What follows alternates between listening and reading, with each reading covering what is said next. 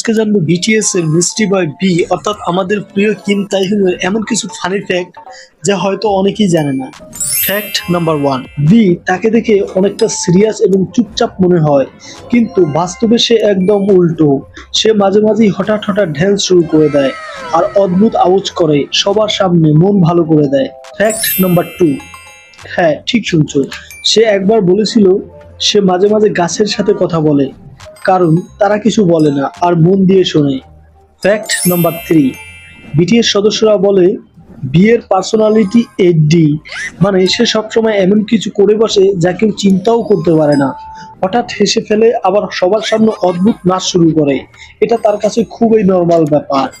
Fact number four, B একবার মজা করে বলেছিল সে ভাবতো পান্ডা হচ্ছে চাইনিজ ডগ, এটা নিয়ে সবাই অনেক হেসেছিল। ফ্যাক্ট নাম্বার ফাইভ, বি যখন হাসে তার মুখের